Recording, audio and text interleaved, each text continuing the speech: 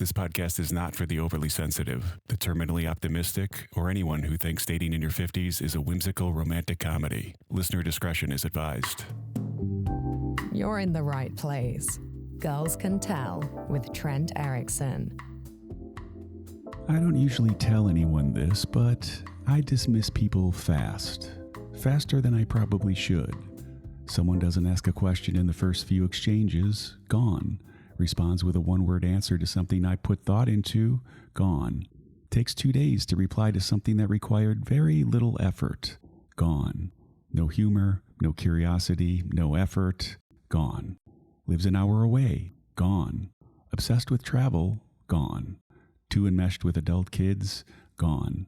Writes a bio using all emojis? Well, I might look the other way on that one. No, I'm kidding. Gone, gone, gone, and gone. I've gotten very good at this. Efficient, clean, no second chances, benefit of the doubt, or waiting around to see if it gets better. If it doesn't show immediate promise, I'm already moving on before the conversation is technically ended. And I've been telling myself for a long time that this is what's called having standards. Which it is, partly. But what if it's not just that? What if some of it, not all of it, but a good portion of it, is something else you're pretending are standards? The thing about being back in the dating game in your 50s is you come with history. A lot of history. By the time most of us have reached this point in our lives, we've accumulated shit that doesn't fit easily into a dating profile. Complications, patterns we've spent years trying to understand. A life that looks one way from the outside and feels totally different from the inside. Habits that work for us that might not work for someone else.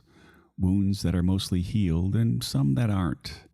A daily life that revolves around work and a dog and some friends and whatever projects we've built for ourselves and not much else on most days. And somewhere underneath all that swiping and maybe the filtering and the efficient elimination of anyone who doesn't immediately show promise is a question most people hope they won't be asked.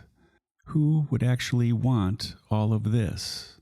The actual version, the Tuesday night version, the version that's tired and complicated and has more going on beneath the surface than anyone can see from a few photos and a bio.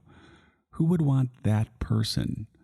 I think about that more and more lately, and I think a lot of people dating in midlife think about it too, whether they say it or just think it.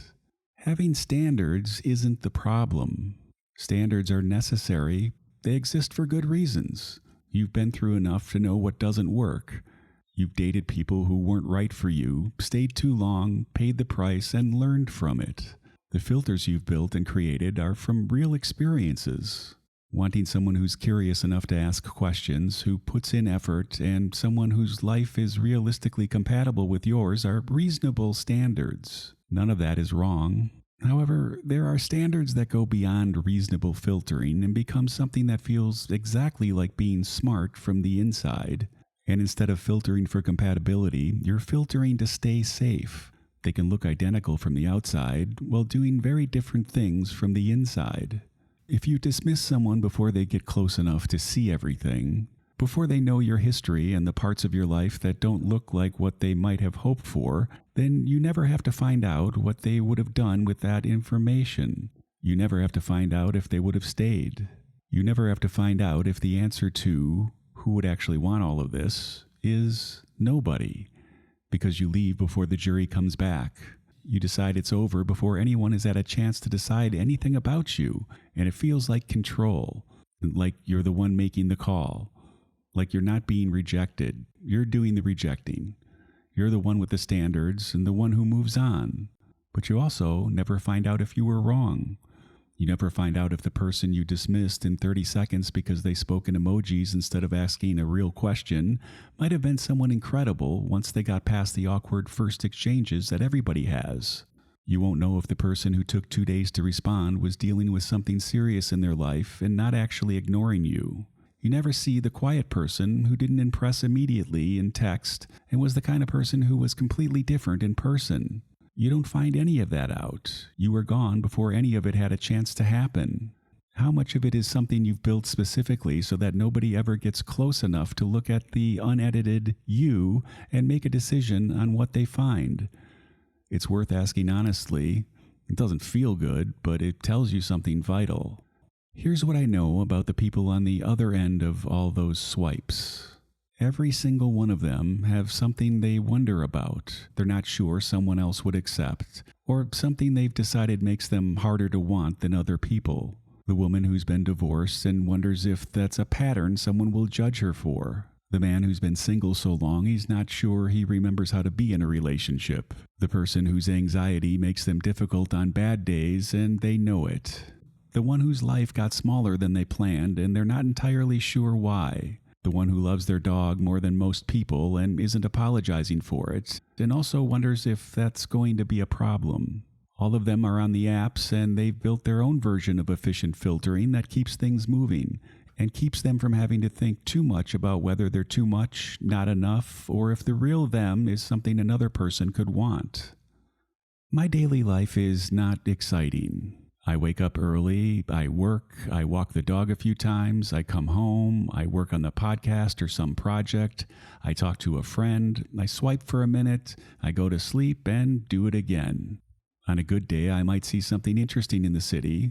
On most days, I don't do much that would make for a compelling story at dinner.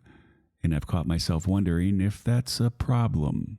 I don't need my life to look impressive, but a dating profile version of a person is supposed to suggest a life worth joining. Spontaneous, full, interesting, the kind of life where there's always something happening, somewhere to be, and someone new to meet. My life is quiet and consistent and built around things that matter to me, even if they don't photograph well.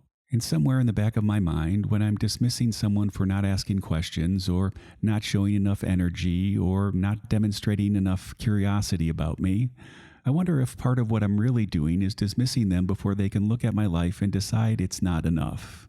That's not a comfortable thing to admit, but I think it might be true.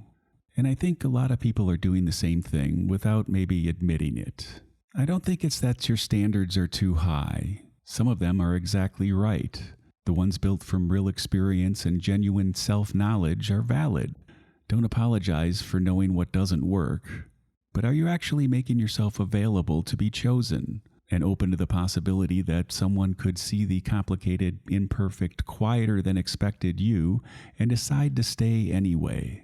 If the filtering is fast enough, the standards are high enough, and the dismissals come before anyone gets close enough to really see you, then you're not really dating. It's a very lonely way to spend your time that looks productive. Some of the best people aren't the ones who pass every test in the first 3 messages. They're the ones who would stay even if they knew everything. You can't find that out from a text exchange, 3 photos, and a bio. You can only find that out by letting someone get close enough to see the real you.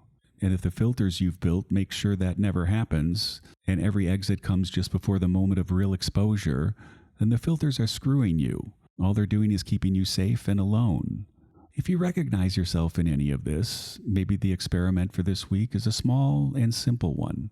Let one person get one step further than you usually would. One more message when you'd normally bail. One phone call when you'd usually keep it in the app.